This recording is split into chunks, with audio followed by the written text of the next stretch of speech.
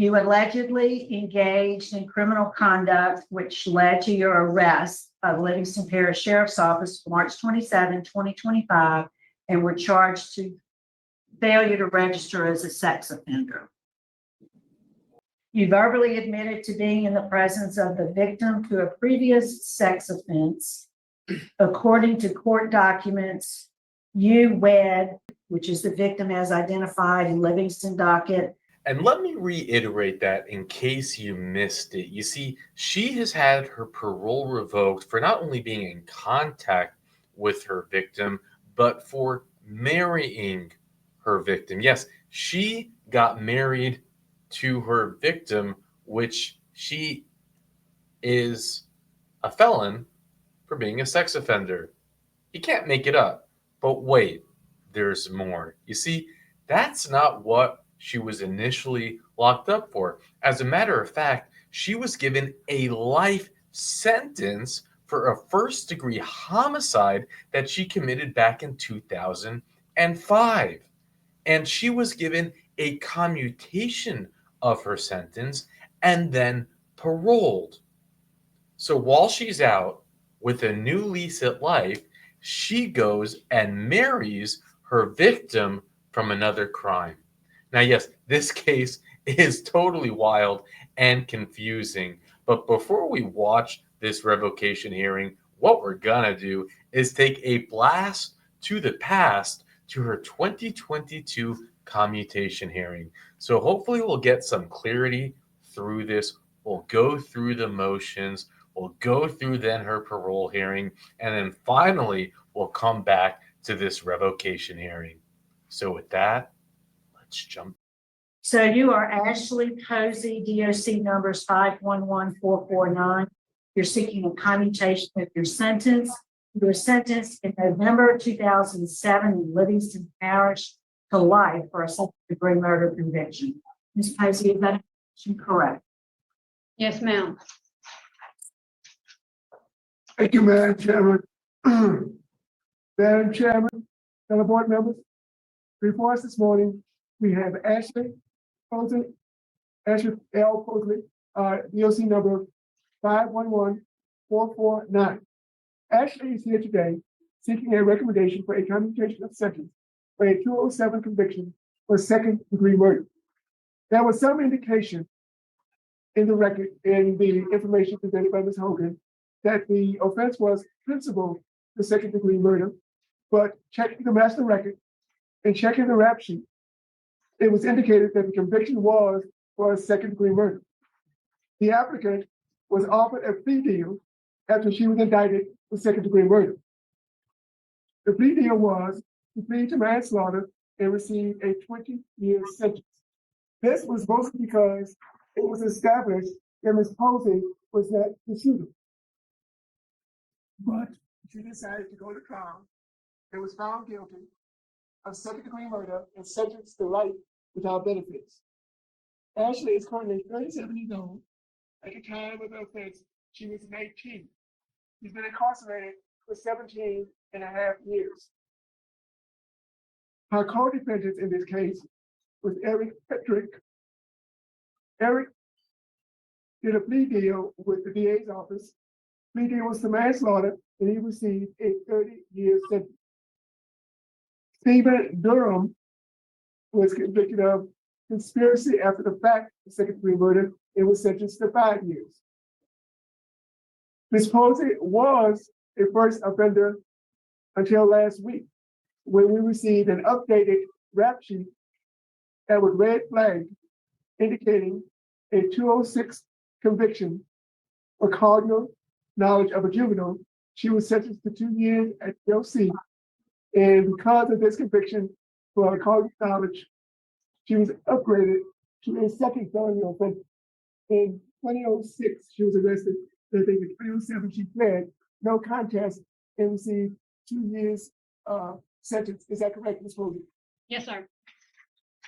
Before that, the offense was addressed as a sexual battery, and it was upgraded on the last rap sheet to cardinal knowledge of a juvenile, which requires Ms. Posey to register as a sex offender when released from incarceration.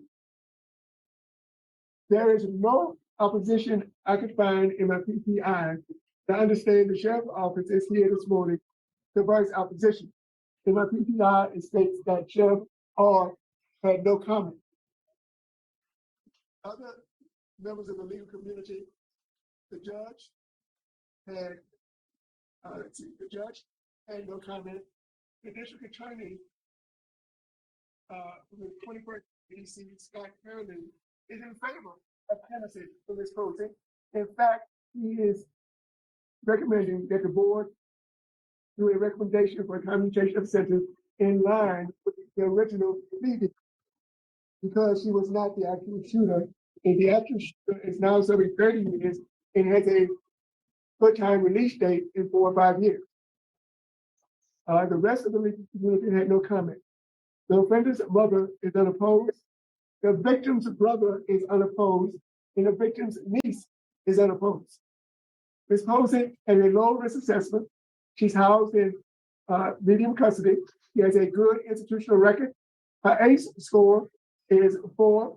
That score tells about adverse childhood experiences that affect the offender's criminality. She has a somewhat low score. She scored 4 out of 10. She has a residency in employment plan in Denham Springs, Louisiana. She will be employed with her brother's brother-in-law construction company, and she will be living with her mother in Denham Springs. She's earned a GED in 2009. She has 17 disciplinary write-ups and 17 years of incarceration, which is not good, not bad, but her last disciplinary write-up was in 2016, almost 6 years ago. Correction. What? Her last write-up, paperwork was sent over, I guess it wasn't added to you, but her last write-up was on 3/16/2021 for Route 10. It was dismissed. That's why I didn't go to them. Okay. Could you let them know? It was dismissed. Warren Thomas? Yes, sir. You were correct. It was a dismissal for the other report, so it is 2016. You were correct. Okay. Warren Thomas, that leads to the question. It was dismissed, but it was a root for fighting. Yes, It sir. was found out that she was not at fault. Correct. Yes, sir. Okay. Let me go to the most recent institutional record and give you some details. As I said before, Ms. Posey is 37 years old. She has a low risk assessment. She has a GED. She has a diploma in horticultural technology. She has a certification and diploma in upholstery technology. She's a tutor in both upholstery technology and horticultural technology. She has a paralegal study diploma from Blackstone. She also has a legal litigation certification from Blackstone, and she has OSHA training. She's completed 8 or 10 certifications with the National Center for Construction, Education and Research. She's completed multiple programs in reentry, and she is certified as a nursery and landscape professional. Completed a substance abuse program in 2009, substance abuse violence training in 2012, leadership program in domestic violence 2013, professional program and domestic violence in 2013 also. And I want to note this, that Ms. Posey did multiple paid courses in domestic abuse, not for her benefit, but for the benefit of our fellow offenders, which assist with their domestic abuse issues. You should be committed to that, Ms. Posey. Thank you. Ms. Posey completed the Truth program, Celebrate Recovery, Life Healing Choices, Anger Management, Moral Recognition Therapy, and a Victim Accountability Letter in 2021. She's also completed 100 hours pre-release. She's a member of the License Association, and she was affiliated with the Culinary Arts Club. Is that correct? Yes, sir. As I said before, she has a good transition plan with her brother-in-law's construction company, living with her mother, and institutional record is good. There's no issues with the work supervisor, security supervisor, and the classification officer. Let me get back to my presentation.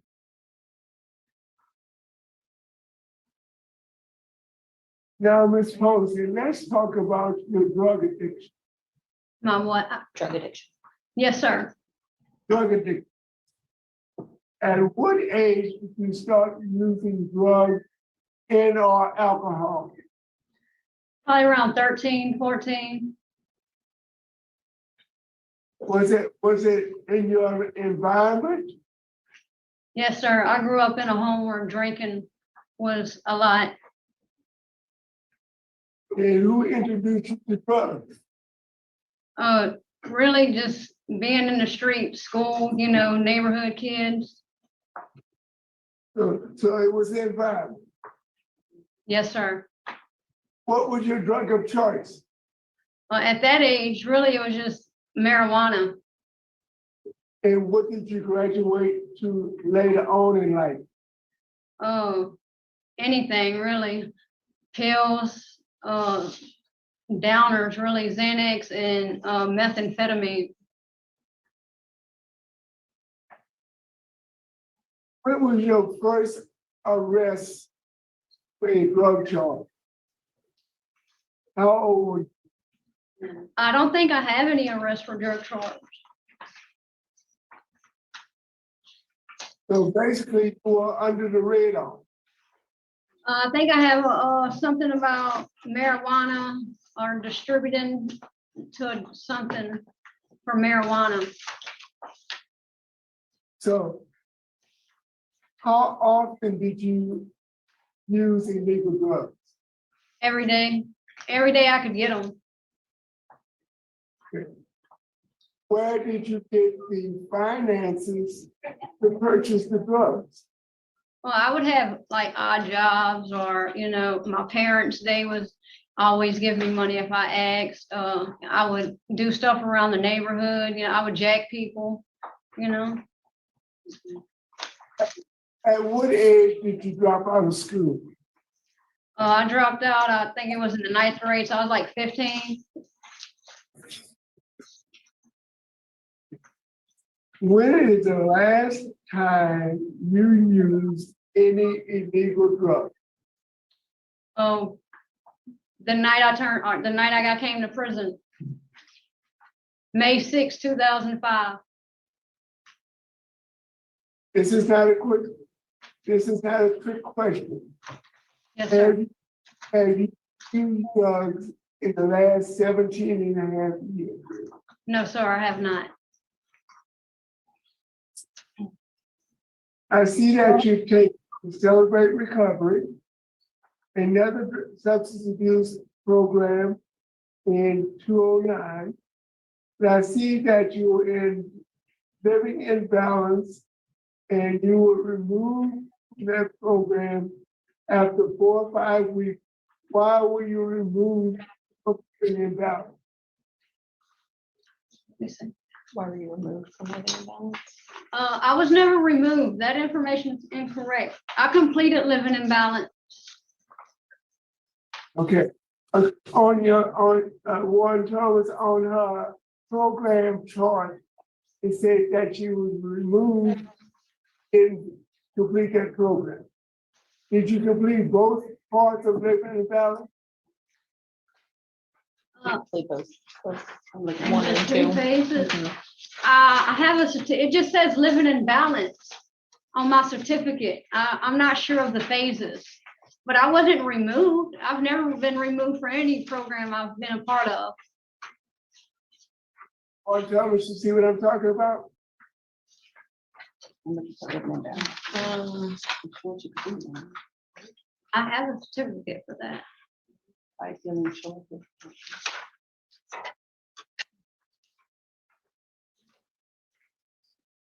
Well, let's continue. Warren, you can tell me about it later. I think it's actually the dot is clicked remove, but it actually has a completion date of October of 2027. I think that's just a data entry. You're looking at that mental health screen printout. Yes. Okay, I think it has a completion date of 2027. I think that's just an error on our staff. I'll have them correct it. Okay, thank you. You're welcome. Ms. Posey, you have multiple letters and statements of support from family, friends, and institutional staff. And we also have the support of the DA, first IJBC, Scott Fairley. Warren Thomas, would you like to make any comments, remarks, or observations at this time? I think you really hit it on the nail when you were talking about her educational and vocational classes that she's participated in since she's arrived, and really put forth an effort to mentor and tutor other ladies who are also in educational and VOTech. And I think that speaks volume about her character. Her and I talked for a long time last week, and that, you know, is such a meaningful thing for her, is what she expressed to me. So I think that's very important. I also did want to note that she recently, and I assume you all know since Mr. Myers is on, she recently interviewed with the Parole Project. So she will have involvement of with the Parole Project if she is granted. Very good.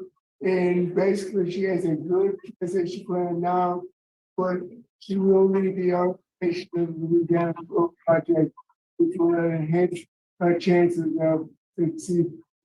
Yes, sir. Madam Chairman, I do have a recommendation in this case, and I will share it with my fellow board members at the conclusion of this interview. Correct. At this time, we'd like to hear from the Parole Project. Mr. Myers. Good morning, Kerry Myers with the Louisiana Parole Project.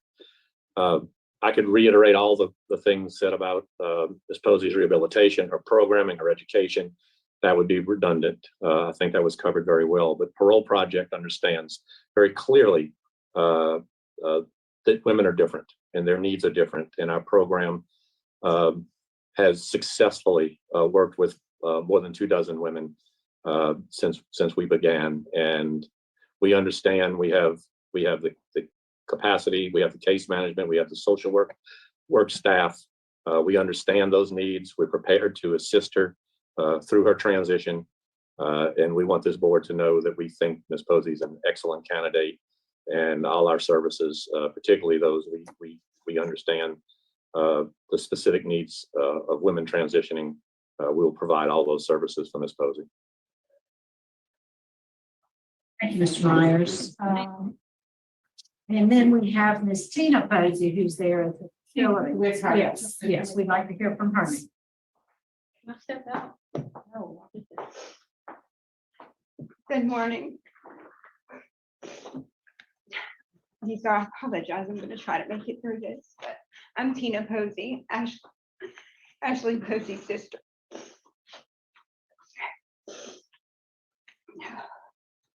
As it's been said here today, she is a very educated young lady. She's changed.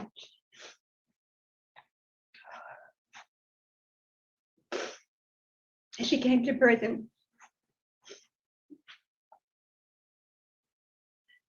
as a 19-year-old uneducated young child.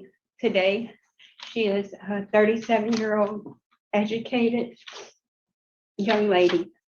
I'm sorry, you guys, I had all of this written down and prepared to say, but I'm just going to say this.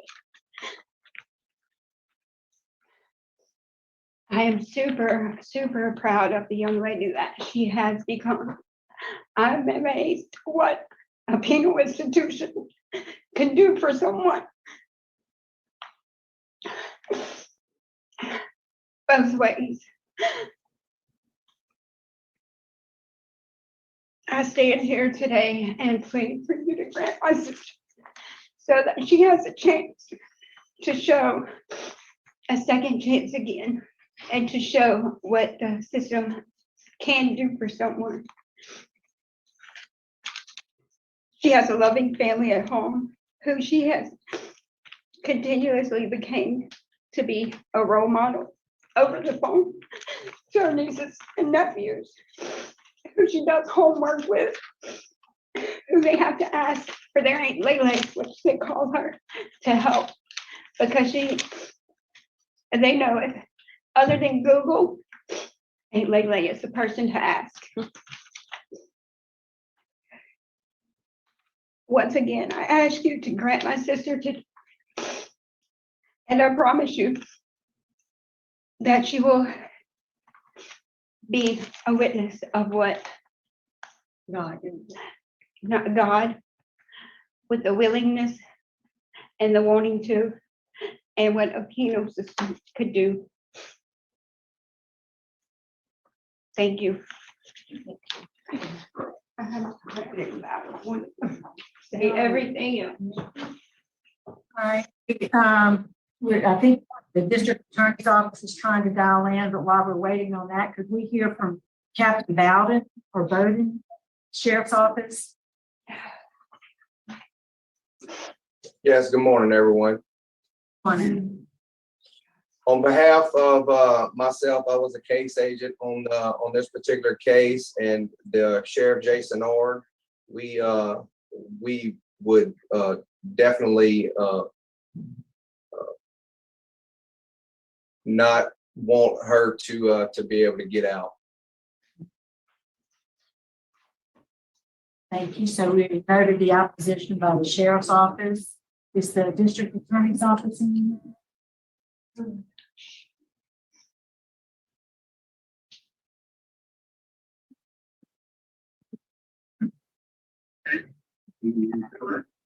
That we have with us the Assistant District Attorney, Mr. Kurt Wall. Mr. Wall, can you hear us?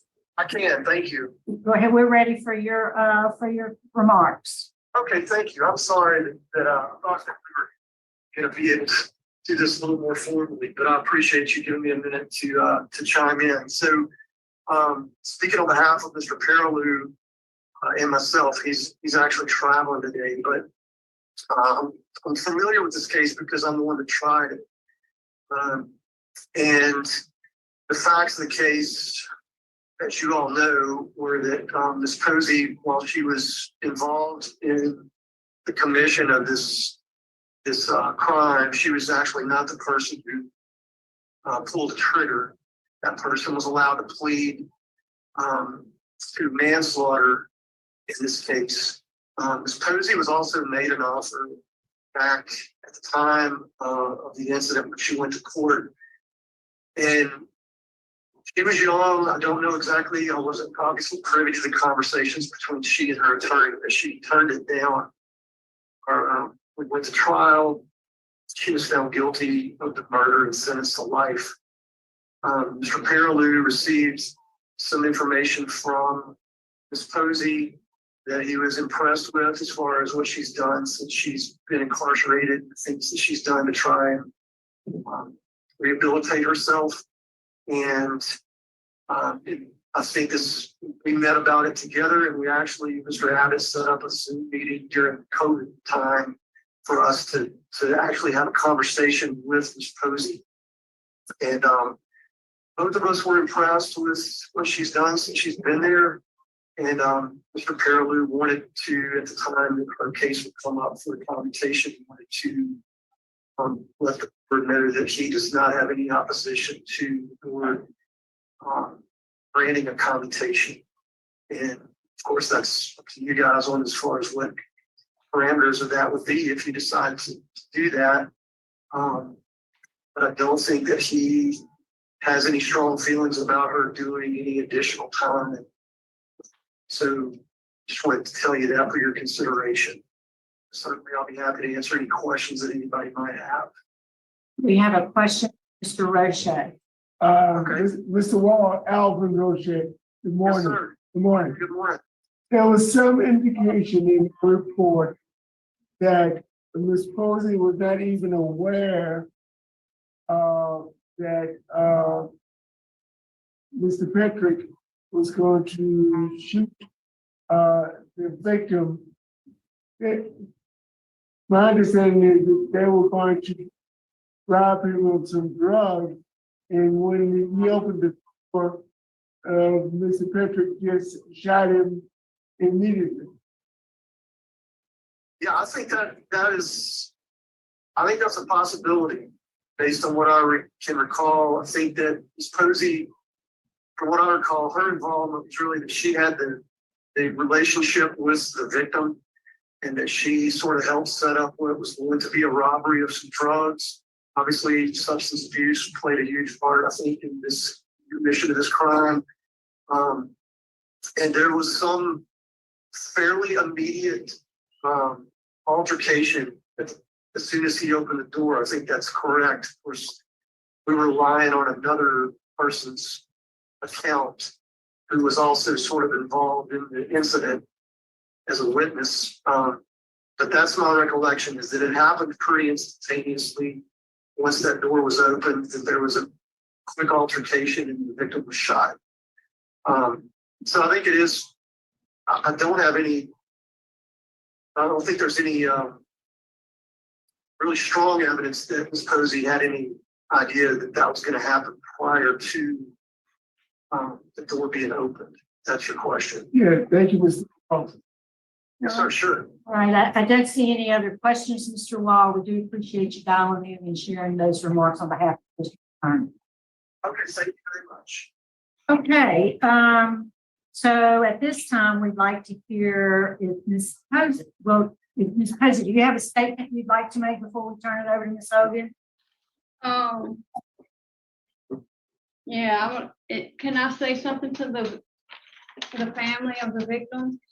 Well, we'd like you to address the remarks to the board, please. Oh, okay, yeah, first I want to say thank y'all for giving me this opportunity today. And I just ask that y'all have mercy on me. You know, don't allow the poor decisions I made in the past to be a mar on the person I am today. And that's all. That's it. Well said. Ms. Hogan? Thank you, Mr. Natsa. Ashley Posey's case presents several examples of excellent perspective. Although she was not the person who shot Mr. Jimmy in this case, her perspective on her role in the crime is astounding. She is the first person to tell you that if it wasn't her suggestion to go over to the house, Mr. Jimmy would still be alive. She has made amends with Mr. Jimmy's family. They support her clemency, as noted by Mr. Roche. And also her perspective on what brought her to prison is profound. She knows that she was heavily addicted to drugs. And as she told you today, when she turned the corner, when she got arrested and came to prison, she never used drugs again. She has taken multiple substance abuse classes. She's dedicated to her sobriety. She has in turn helped other people achieve their sobriety. And if she's granted relief, she is going to be an active member in the sober community, wherever she is released to ultimately. She also has demonstrated that even after she was granted hearing approximately a year ago, she continued to take advantage of opportunities to better herself. She recently completed the TYRO program, Victims Awareness, Welding Level 1. She's currently involved in Welding Level 2, which is her third vocational certification. She has, as Mr. Roche noted, a vocational degree in upholstery and in horticulture. All of these are excellent reasons to commute Ms. Posey's sentence. As noted by the district attorney's office, there's no opposition or need to have her serve further time. So given that there's support for her clemency from the victim and from the district attorney's office, I would suggest that this board consider vacating Ashley's sentence and sentencing her to time served, or imposing a sentence that a term of year sentence that would have immediate parole eligibility. And I thank you for this opportunity. I think, Mr. Roche, are you prepared for that? Yes, I am. Madam Chairman, Ms. Posey, based upon excellent program, educational advancements, community service as a tutor in multiple programs where you assist fellow inmates in obtaining a vocational skill, family support from the local District Attorney's Office. The victim's brother is unopposed. The victim's niece is unopposed.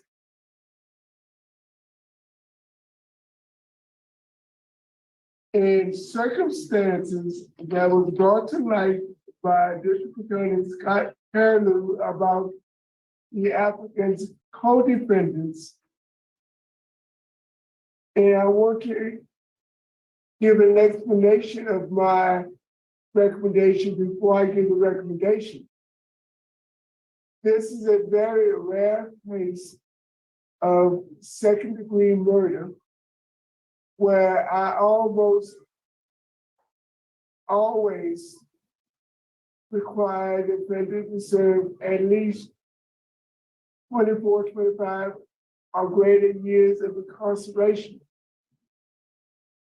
But this case has mitigating circumstances that I am taking into consideration when I give my recommendation. My recommendation takes into consideration if she would have taken the plea deal for manslaughter with a sentence of 20 years, she would have been parole eligible after serving 85% of that sentence. So my recommendation is that we recommend to the governor a commutation of sentence to 50 years with immediate parole eligibility. Thank you, Mr. Roche. Mr. Marabella? Thank you, Madam Chairman. Ms. Posey, I thoroughly enjoyed your interview. You have done some tremendous things while you've been in prison. It is unusual when the district attorney and the assistant district attorney who is prosecuting the case come to this board with the recommendation as Mr. Wall suggested today.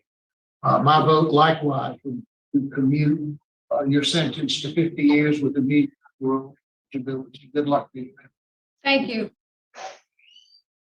I concur with both of my colleagues. Like Ms. Hogan stated, and others that stated, sometimes you can go to prison and not learn anything, and sometimes you can go to prison and come out a different person, and I do feel that you're a different person today. So I concur with my colleague, also both of them. Thank you. Jackson? Posey, I concur for the same reason. Hey, Ms. Posey, and I do concur with my colleagues. You had a good interview today. It's great to hear from your family.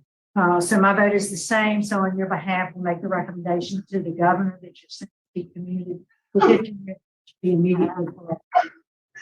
Thank you so much. Close our business at your facility. We're going to adjourn. It's 11:05. Thank you for coming. You have a good one.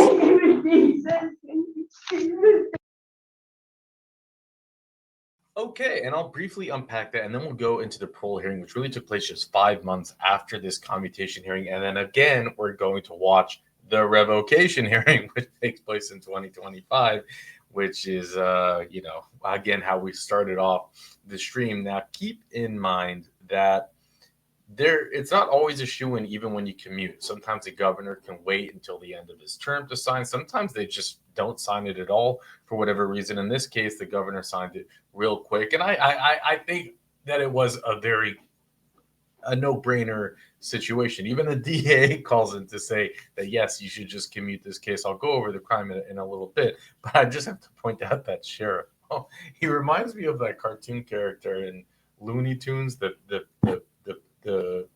pig guy. I'm hunting wabbits. I mean, he's like, came on how clueless, didn't speak proper English, and I think he objected. And it's just like, wow, all the Ch0M0s that show up, you don't, but here you're going to show up to this one and object in broken English without probably having any idea of what's going on.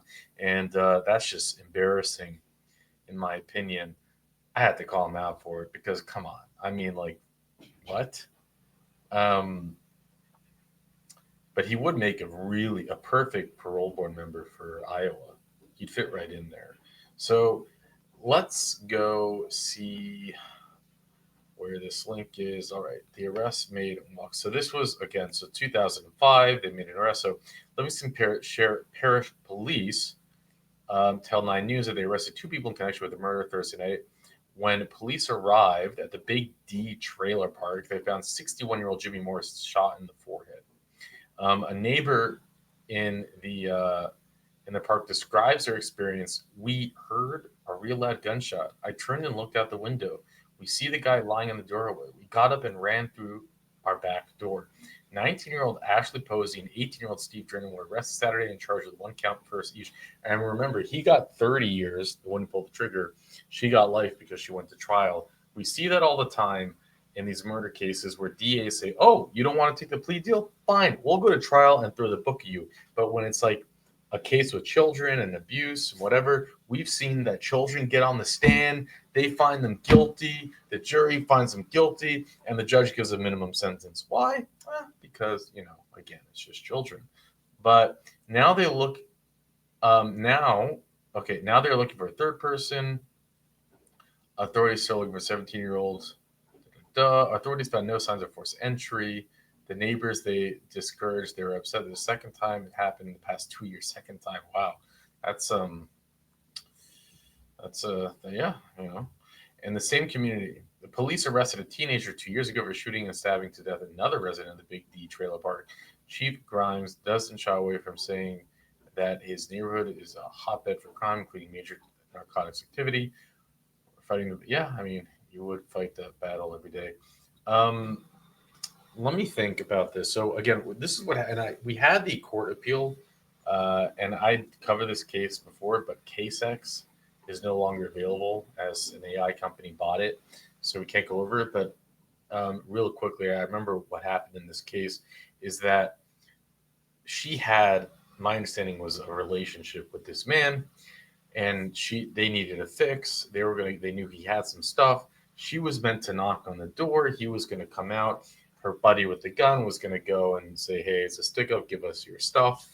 And for whatever unknown reason, because it's insane, it's just absolutely insane, her buddy shot him. There was no reason. It was unprovoked. He literally just wanted to shoot him, and he shot him. And that guy only got 30 years because he took the plea deal. She said, no, I had no idea he was going to shoot him. F that. I'm not going to trial, which I believe absolutely she had no idea he was going to shoot him. And she got life.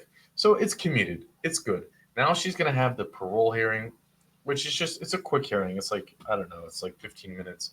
It's just going through the motions, and then we'll get to the main reason why we're here. But for now, let's jump in. Today's video is sponsored by Aura. Did you know companies can take months to report a data breach? On average, it's 277 days before you even find out that your personal data has been exposed. Think about that. 277 days. That means that your sensitive information, like your email, your phone number, even your financial details, can already be out there. Now, it's not just one company, but major banks and corporations, they've all experienced breaches in the past year. Maybe you've seen about it in the news. Your information could be compromised right now, and you wouldn't even know it. Now, that's why I use Aura. Aura scans the dark web and alerts me fast if personal information has been leaked. If someone tries to open a bank account or credit card in my name, I'll know right away. I have been using Aura for about maybe 9 months now. Something that they also do that really helps me a lot is keep spam callers away. That's a big bonus for me. They actually remove my name from those spam caller lists. Now, they also provide up to $5 million in identity theft insurance and a full suite of tools to keep you protected. And it's all done in one app. You can try Aura for free for 14 days at aura.com/Mandoo. And that's 2 weeks to find out if your data has already been exposed before you hear from a company months later. So why wait? Get some peace of mind and try out Aura for free. Take control of your digital security right now. And now, let's go back to the hearing. So you know the drill. You've kind of been through the process before with the clemency process, so we'll just jump right in. Ms. Posey, you're currently classified as a first felony offender. You're currently serving a sentence for second-degree murder, which was commuted by Governor Edwards in March of 2023 from a life sentence to 50 years, which may also with parole eligibility. So that's why we're here today. You have a parole eligibility date, which was March 2nd, 2023, the date you signed the commutation. You have an adjusted good time date, November 11th, 2046. Full term is May of 2055. Does all that sound correct? Better than life, yes, ma'am. All right, good. Good answer. So the reason stated for your commutation, and this is because you had, at the time of your clemency hearing, very positive remarks by the warden. The DA also spoke on your behalf. You had performed community service there within your prison community, excellent vocational training, of course, the family support that we see again today. You had a good transition plan with the parole project. So since your hearing, and that was November 28th of 2022, what has changed, if anything? Oh, my outdate for one, it's changed a lot. But I've accomplished a few other trades and skills since then. I've took some classes. I did the victims impact that we finished Tuesday. I completed ServSafe. I completed welding level 2, and I did electrical safety level 1 training. So you've been busy. Yes, ma'am. I do made a note that your victim's family, the victim was a relative of yours? He was a friend of the family, yes, ma'am. Well, the victim's niece and the victim's brother are unopposed, which is unusual to see. And you mentioned you finished just recently the victim impact training. Yes, ma'am. We completed Tuesday. What did you get out of it? I honestly, I got a broader understanding and a deeper awareness of how my actions impacted my victim and their family, and the trickle effect that it caused, like the different types of victims. You know, it could be primary victims, secondary, church, I never really grasped the concept that, I hurt more than him, or my actions hurt more than him. It was his family, the community, my family, so I got a lot out of it. I'm glad to hear that. Thank you. Warden, is there anything, Warden One, you want to add? I just want to add kind of the same thing probably the warden said at the previous hearing. She has been with us a considerable amount of time, and she hasn't had any write-ups in over 7 years, since 2016. And she has been busy doing all of her classes and getting her certifications. And, she's made a real effort to, since the last hearing, to stay out of trouble, to keep her head down, to continue on a positive path. Even had a new housing assignment since then, so she could just focus on this upcoming hearing and her studies. So she's been doing really well prior to her last hearing and since then. Good to hear. All right. I don't have any particular questions, any other questions, so could we hear from Ms. Tina? Good morning. I just want to address the board. Thank you all for the opportunity to speak here on my sister's behalf this morning.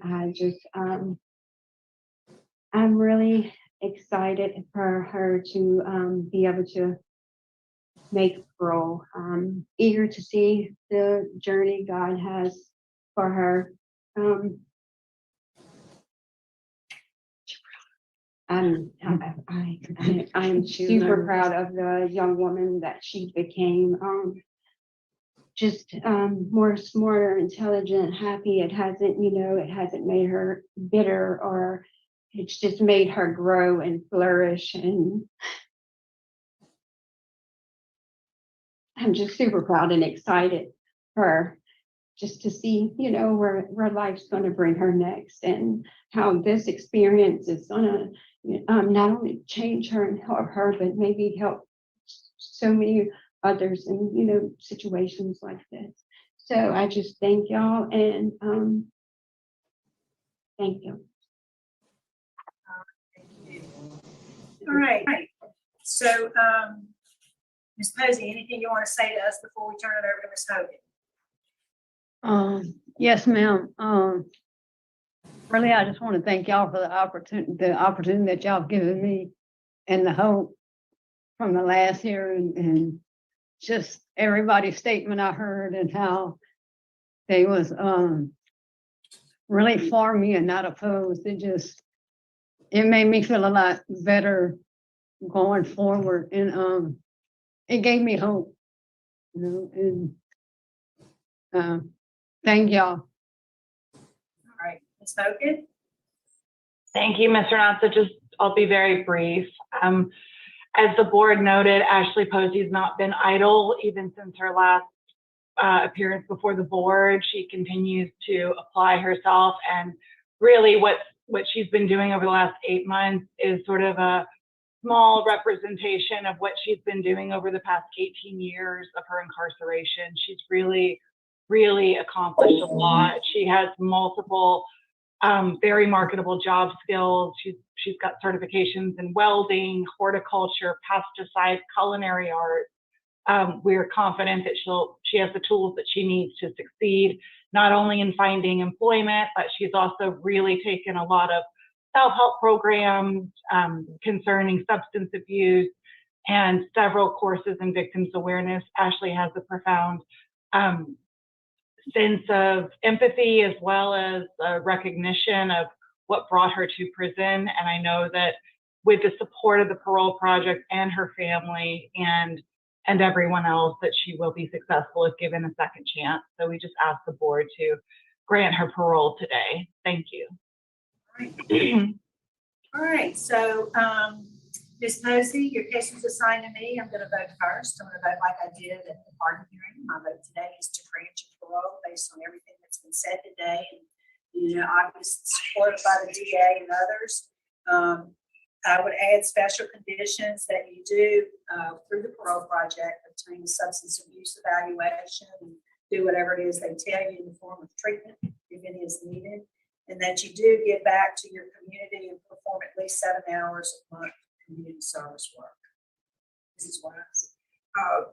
Ms. Posey, I'm really glad to be able to meet you today. And when I read your history from where you was to where you are now, it's just remarkable. And you're just going to do great things in the community. I believe that you can impact young women who were where you were back then. So my vote is the same for the same reasons. I wish you well. Thank you. Ms. Posey, I voted for you then. I'm voting for you today. So my vote is for the same reasons and with the same conditions. Good luck to you. Good luck. Thank y'all. Thank you so much. Y'all be blessed. Thank you. God bless all of y'all. Thank you. I appreciate it. I didn't want to say anything before, but you. Okay, and it's a shoe-in case. Like I said, it's pretty routine. Remember, her commutation hearing was November 28th, 2022, and then she had a parole hearing June 2023, and now, like Dr. Grande said, there's only one thing for certain, and that is we will never see Ashley Lynn Posey again. Okay, good morning. I believe we're talking to Ashley Posey, is that correct? Yes, sir. And what is your DLC number? 511-449. Okay, well, my name is Steve Prater, and we're gonna be holding hearings today. We've got 3 parole hearings, 1 revocation hearing, which is yours. And I understand you're at Livingston Parish Detention Center. And we're here at headquarters in Baton Rouge. My name, as I said before, is Steve Prater. To my right is Pete Freeman. Left, Ch0M0 will be making the decisions for today. Staff, would you introduce yourselves? Francis Abbott. Okay, and today's date is May the 5th, 2025, and the time is 8:56 in the morning.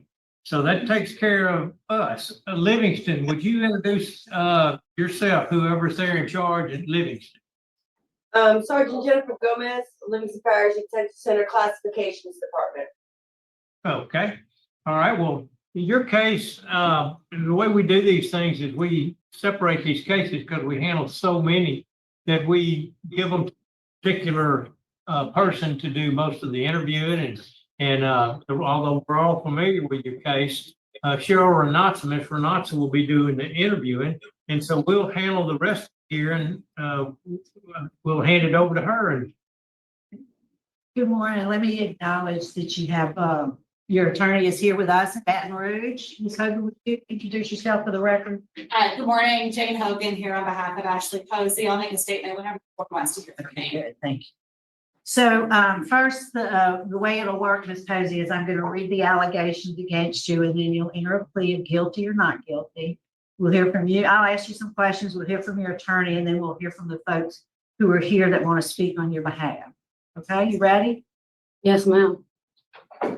First is that you are accused of violating the conditions of your parole. First of all, it's condition number 3, and it reads, you failed to obtain permission from residing away from your residence. During an interview on March 27, 2025, you verbally admitted to staying at an unapproved residence on multiple occasions. You registered an employment in Cameron Parish and admitted to residing in a hotel located in Lake Charles without approval of your parole officer. So how do you plead to violating condition number 3? Not guilty. Okay, and we'll talk about it in a minute. The next is condition 4. You allegedly engaged in criminal conduct which led to your arrest by the Livingston Parish Sheriff's Office March 27, 2025, and were charged to failure to register as a sex offender. That charge was rejected by the 21st JDC District Attorney's Office, April 29, 2025. How do you plead to violating number 4? Not guilty.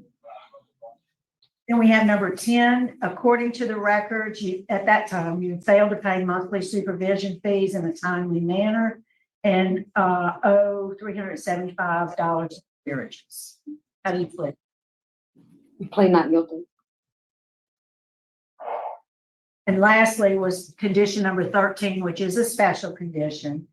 It says, the sex offender contract that you signed, you may not knowingly be physically present within 300 feet of the victim pursuant to Louisiana law, and it mentions statute 14:91.9. You verbally admitted to being in the presence of the victim to a previous sex offense.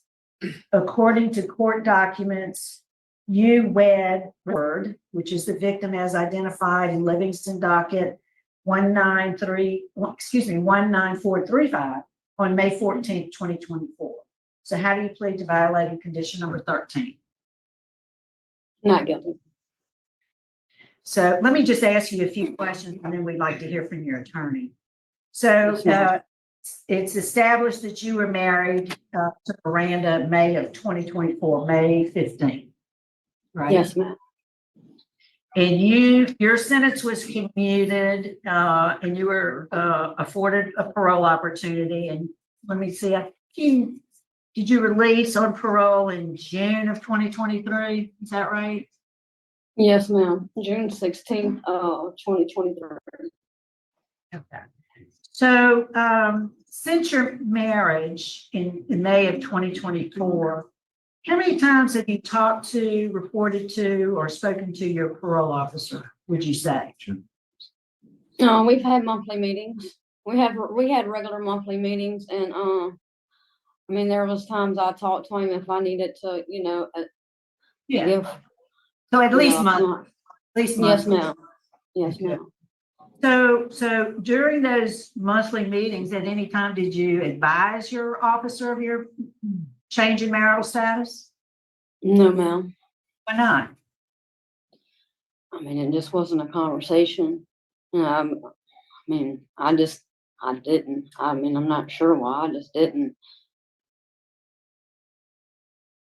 And so when you signed your sex offender contract, I think the first one you signed was, let's see, I made a note. When you released in June of 23, was that thoroughly explained to you? In 23, no, ma'am, I was released on parole for the second-degree murder charge. And so when is the first time you signed a sex offender contract? Do you know? I'll let your lawyer answer that question.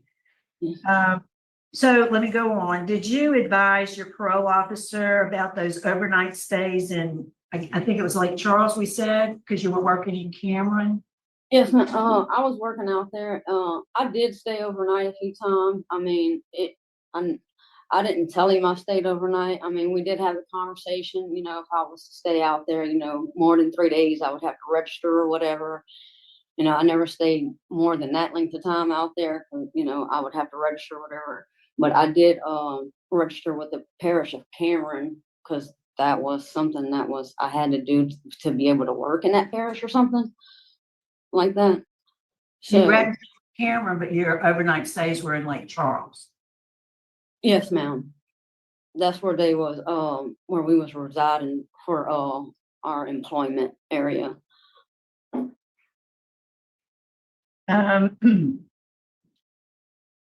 So in the notes that I reviewed that were provided to us, and I guess this is your conversation with the detective at the time you were questioned in March of this year, March 27th of this year. It says you admitted to not staying at your registered address in 2024 and 2023, staying at an unreported address with your wife. I admitted to staying in Lake Charles overnight multiple times. Also, you had a phone number that was not reported on the registry. And so tell us why you withheld all that information from your office. I wasn't withholding information. As far as my phone number, I had gave I think I had changed my phone number in December or something, and I immediately reached out to my parole officer and gave him that number. So to Miss Normandy Hood, which is the lady up here that does our paperwork and stuff. But as far as Mr. Hotard, when he called me, that was the first time I ever spoke to Mr. Hotard. He informed me that he was the new sex offender compliance officer, and he wanted me to come in for a meeting to make sure I was in compliance. So on the 27th, that's when that meeting was held. And soon as we went into the office or the room, he kind of pretty much advised me of my rights and asked me for my cell phone. He asked me for my number and I gave it to him, and he was like, you know, that's not the number I have on file. Give me your number. He took my cell phone. Then they did ask me questions about staying here and there, which I have stayed overnight, you know, but I've never obtained residency anywhere other than my approved residence at 3 weeks. And results of that meeting, I was arrested on those allegations where my phone, and he said that my license plate wasn't updated or something, but only my temp tag or something. But I've been having my transportation for almost 2 since I was released. So I just don't understand how that could have been not updated, nor my telephone number, when I made sure to give it to my PO and Miss Normandy. And as far as me staying, it was only for employment areas. Violations that we're talking about today don't really include anything having to do with the phone. I just wanted to mention that was in some of the paperwork that we had today. Yeah, so and all of those charges were refused by the DA. I'd like to see that, and I read that into the record earlier. And I do want to note also that we've been advised by the DOC that you did complete the sex offender sentence in May of 2007. But you're still subject to all the registration and things that the parole board has nothing to do with. I would like to ask, I'm sure your attorney has a presentation. We'd like to hear from Ms. Hogan. Thank you. Good morning, everyone. Thank you for letting me speak. I'm happy to be here. I've represented Ashley for years. We got her case when I was still working at the LSU Parole Clinic. It was a unique case because Ashley was in prison for murder. She was serving a life sentence. Her co-defendants had terms of years, and her clemency and her parole were supported not only by the victim's family, but also by the district attorney. And whenever she was granted clemency, the district attorney at the 21st JDC had actually advocated directly to the governor to get a signature on her recommendation. So I'm here not just as her lawyer, but also as sort of a witness to all of the things that have unfolded over the past 2 years. And I also want to acknowledge that to some degree, I might have caused a misunderstanding in why we're here today. Whenever we had the preliminary parole revocation hearing at the jail, the parole officer noted that for the most part, Ashley has been compliant on parole. She's not given them any problems. And that the big issue, for the reason that after the charges were refused by the DA's office, the reason that her parole wasn't just automatically reinstated is primarily because the district parole officer didn't know what to do with the contact with Miranda. They said to us that we need it to be authorized that they can be in contact with each other. Whenever Ashley came home in June, Miranda reached out to me to say that she wanted Ashley's phone number. Miranda was 32 years old at the time. She's here today. She reached out to me and she said, I want to reach out to Ashley. I want to congratulate her on coming home. I want to communicate with her. My understanding of the victim's rights statute was that as long as Ashley is not communicating with her victims, that it doesn't, that there's no, Ashley can't reach out to a victim, but if a victim reaches out to Ashley, I didn't know that was going to cause such an issue. And because I knew that Ashley was on parole for murder, I didn't realize that she had signed a contract about, basically saying that I'm free not to be around the victim of the carnal knowledge charge, which predated the murder charge. And as Mr. Rossi mentioned, she had fully completed the term. She got 2 years on that. She fully completed it.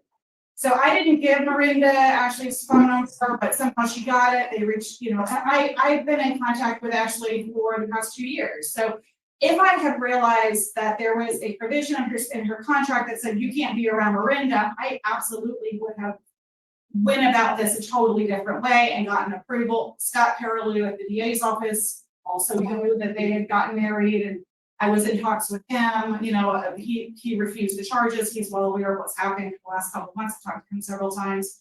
So to the extent that I think that when you have a lawyer that you're always in communication with, you expect them to flag issues, and I should have flagged this as an issue. I didn't realize it was an issue. I apologize to the board for any malpractice that I've done in this case that has caused us to be here.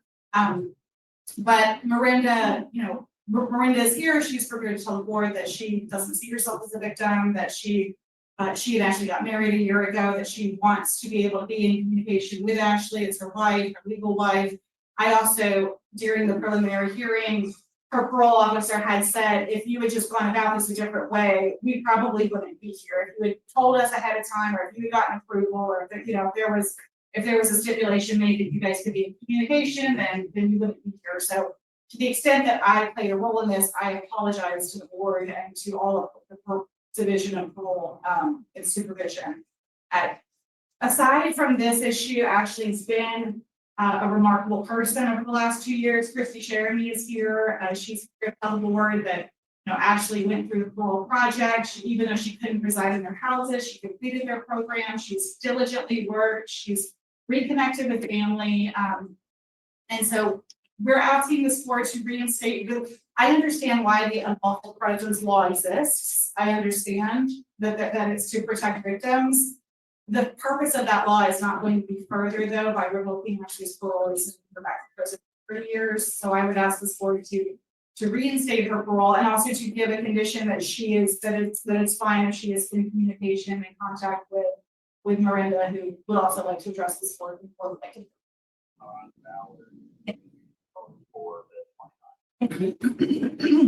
Okay, well, so yeah, let's hear from Miranda. Hi, I'm Miranda.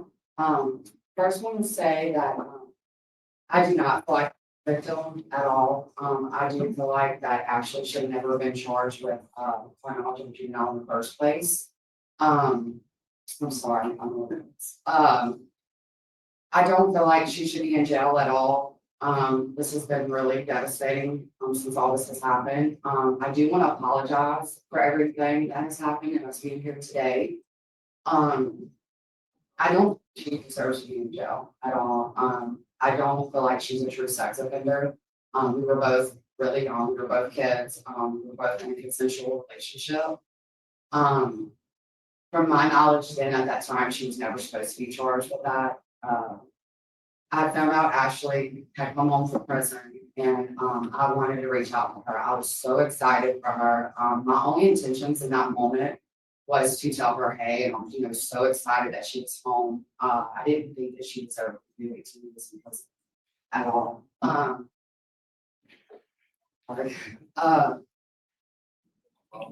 feel like she should come home. She's a remarkable friend. Her heart is kind. I'm sorry. And I'm sorry for being here today. I'm sorry that all this has happened. I feel like Ashley should come home immediately. I don't feel like she should be in there. She's a great person.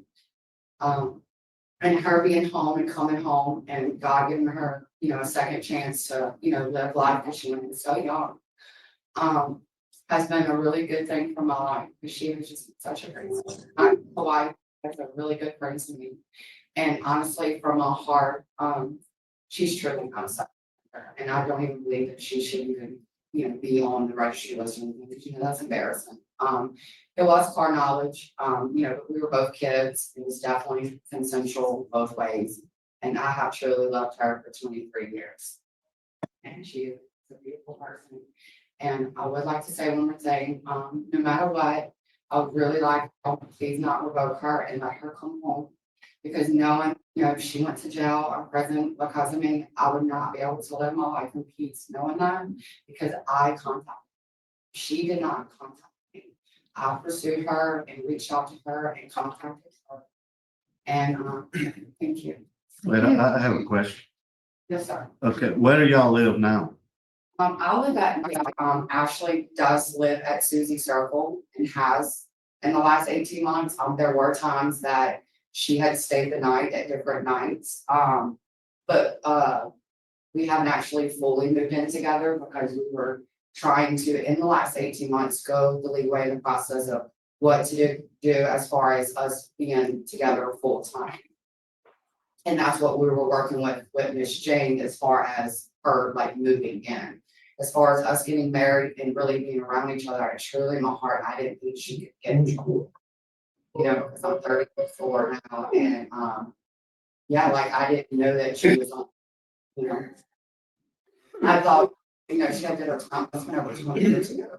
So I mean, I didn't. And in my heart, and in the truth, she's not a true sex offender at all. And I'm really not no victim of any type of sex crime.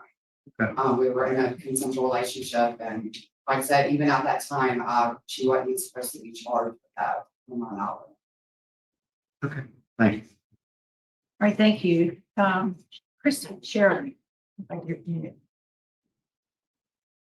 Good morning, honorable board. I cannot speak on the circumstances in which lead us here today, but what I can attest to is that in 2023, when Ms. Posey came home, she could not live in our homes because of the location of our homes. Had to reside at her residence in Livingston Parish, which is the same parish in which I live. So therefore, every day I brought her to classes. She rode with me back and forth classes to participate in our intensive programming. During that time of her release, Ashley has been great in communications with me. I have had continued communication and mentorship with Ashley since her release in 2003. Ashley, beyond my relationship with her through the Parole Project, I too was incarcerated with Ashley. So I know Ashley, I've known Ashley for many, many years.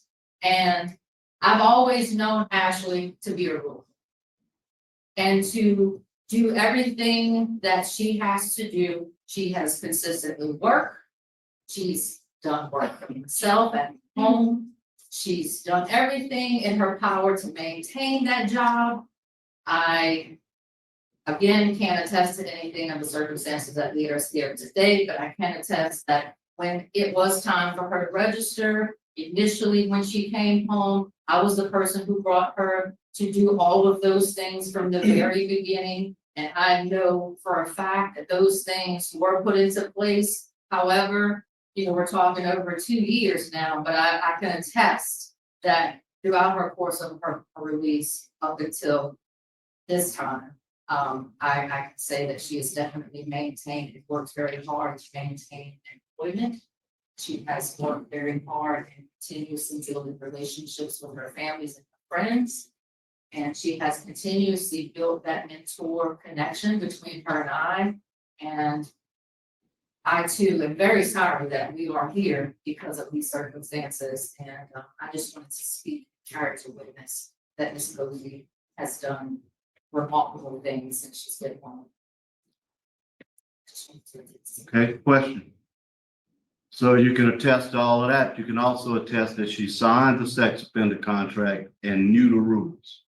So I can't attest to that. I just brought her to the registry place. I don't know the conversation. That was a one-on-one conversation between her and whoever she had to register with. You knew there wasn't certain places she could live. I brought her to those places to make sure that those things were taken care of. That's her. Thank you.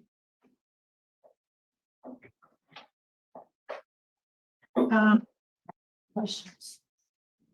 Mr. Freeman, any other questions?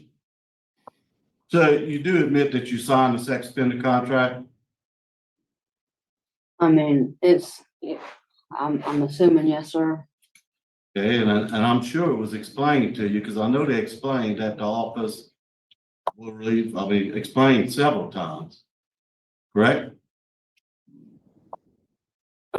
When I went to the probation and parole office after being released after 18 years, I think I reported within 48 hours maybe. And I can't really tell you, it was a male I spoke with. I can't tell you who that was. I did sign a lot of paperwork. No, sir, not every single piece of paper was explained and detailed to me to that. And under my conditions of being released from parole, to my knowledge, I really didn't have any stipulations that was handed down by the board for what I was being released on. When I went to the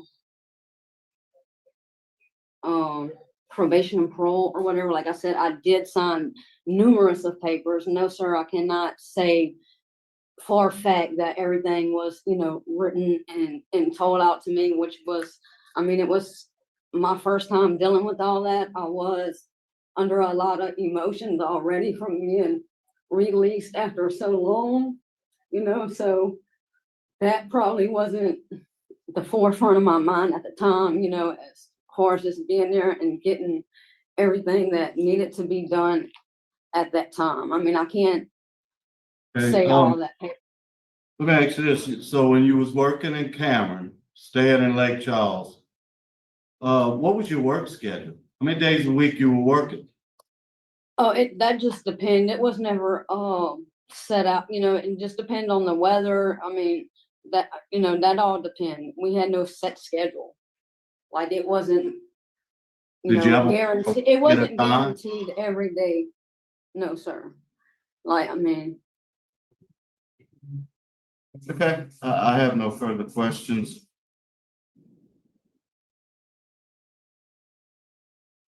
Okay, I believe it's time for a vote now. So, Ashley, I know this is difficult for you, but I do see in the record you did sign the sex offender contract initially, June 19, 2023. And let's see, officer was Kevin Shockley.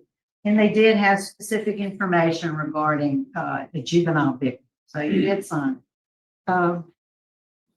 You know, I think the reason we're here today is because you must have had some skepticism about what you were doing, because I don't think you were fully forthcoming with your parole officer. I did look back on the record, and as has been said, you know, pretty much in every other regard, you were compliant with the conditions of parole. You just wasn't very honest with your officer. And I take issue with that. I do appreciate the presentation by Ms. Hogan, and, you know, based on the testimony that we got this morning by Miranda, my vote today is going to be do not revoke, reprimand you and return you back to supervision. We fully expect you to be totally forthcoming with your officer. Yes, ma'am. Mr. Freeman? You know, I find that you violated the rules of your sex offender contract. I think you had numerous opportunities to tell Mr. Fitzgerald what was going on. I think you knew you wasn't supposed to be around her, so you tried to hide it. So my vote is to revoke. Okay, that's two, so it looks like I got to decide, because it takes 2 out of 3. My vote is also to grant. I think in this particular case that you just need to be more forthcoming and grant with a reprimand. I concur with Ms. Renata. Thank you. Good luck. Thank you. Thank you. That'll sign off from Livingston. It's 9:23 in the morning. That's the end of this hearing. Thank you. Thank y'all. And they don't revoke. What a roller coaster, right? I'm sitting there at the edge of my seat when you have one vote to revoke, one note not to revoke. Remember, Mr. Freeman, he was head of probation and parole for like a million years until he retired and took the job at the parole board. So he has, you know, a little bit of a different perspective than maybe Ms. Renata and the sheriff. But then the sheriff says, do not revoke. And I don't know. I'm trying to think, like, how do I feel about this? Let me talk it out with you. I'm still undecided. I don't know. It's so weird. It's a strange situation. There's a part of me that says, okay, like, she has this charge, but she's not a Ch0M0. I don't believe, you know, she's just not. That's not, I don't, that's not what she's, you know, the carnal knowledge of a juvenile is weird legislation, not weird legislation, but it's kind of vague. So basically, she could have been 18. Her victim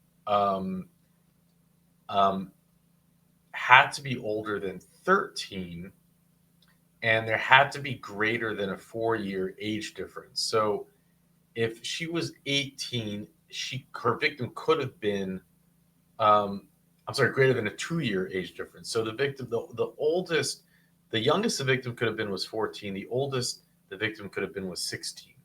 Is my understanding for this carnal knowledge charge. It's still very unclear to me why the DA all these years later, I don't know. It's the whole thing's confused. I'm sorry that I don't have clarity on that. I'm also super confused about, did she marry her victim, or was she married to? None of that was clear to me either. And I apologize. I've listened to it twice or 3 times. I still don't know. And I thought when I first heard it that she had married her victim because she got married, right? But the whole thing is super confusing. And I'm sorry I don't have clarity. Actually, on this, for any of you who might have a better understanding, please put it in the comment section, because I would like to know. And it was strange to me that the parole board didn't bring it up. That would have been so, wait, and you married her. So, but the bottom line is, okay, I know it's been a roller coaster of a hearing, and but the bottom line is, is that, and Mr. Freeman had a point, she knew exactly what she was doing was wrong. She's playing off like, oh, no, no. It's like, you're lying still to the parole board. You knew what you couldn't do was wrong. She even has her attorney come and fall on the sword for her. I did this. Please, like, at least let's be real. Let's just admit that you knew what you were doing was wrong. You knew that you had to lie to your parole officer. You knew that you couldn't be there at her house, but you did it anyways, and you were caught. That's still the bottom line. And she still was like not being truthful in the entire aspect of it. It just wasn't. Now, do you want to revoke her and have her back all this time and spend all this time in prison because of it? Well, it could have happened. It really came down to that final vote, and we have seen if there are different parole board members outside of the sheriff, she would have gotten revoked. Some of the parole board members, they're just not they're just a stickler for the facts. Gosh, I like because I don't think she's actually like a classic roach, like a Ch0M0. And it's like I don't think that it's there are of course situations where you have victims that will then try to go after their perpetrators and go with date their after they get out of prison, and just because the victim says, "Oh, I love the," and it's not okay. I don't think this falls into that bracket. You hear about stories like that, even like students, right, who date their teacher. The teacher gets locked up and comes back out, and then they get back into a relationship. There's a couple of those going on. That's different. I don't. In that case, I think no. I think the victim is still the victim. This just seems different. It feels different. It's the age gap was different. I don't know. I'm probably okay with it getting released, but man, if it was a different situation, if it was a man, how would I feel about it? Really, right? I probably wouldn't feel the same way, and I think that's just the reality of female inmates. I think we feel differently about it for whatever reason. Again, though, you have to remember that this is the part that I can't get over. You expected to spend your life in prison, regardless of whether she should have gotten that life sentence, right? Her involvement wasn't as like her crime. I would argue she shouldn't have spent the rest of life in prison. I don't think so. Not for what happened, for which her involvement. The idea that the person who pulled the trigger got lesser sentence, like it seems that people at the DA's office really didn't like her. But you get that second chance, you get the commutation, you get the parole hearing, and so quickly you knowingly put it all on the line. And that's the key. You knew what you were doing was wrong. And it's like it's that criminal thinking. It's like it almost makes you like it's the criminal mind that you'll take that chance. And there's no way in hell that this woman, her victim, could would be good for her anyways, because if she's willing to put her in this situation to get revoked, it's like this is not a good match. Like just don't talk to each other. And it's mind-blowing to me. But I don't know. I don't think I have anything else to say. I like that we were able to go through there and get classic Mr. Roche and Bonnie Jackson, and even if it was only for so much, and then now to the new parole board and to go through the motions all these years. But what a roller coaster. That's all I can say. And thank you, Sir Richard and Lady Holly, for making these hearings possible with matching it up on this spreadsheet. I think that is at least one really powerful thing that we're able to do, which is go through the journey of someone who gets a second chance and really almost blows it. I think did blow it, got lucky. Hopefully she doesn't blow it again. And with that, I'll let you go. I'm just super proud and excited her just to see, you know, where life's going to bring her next, and how this experience is going to not only change her and help her, but maybe help so many others in, you know, situations like this. So I just thank y'all, and thank you.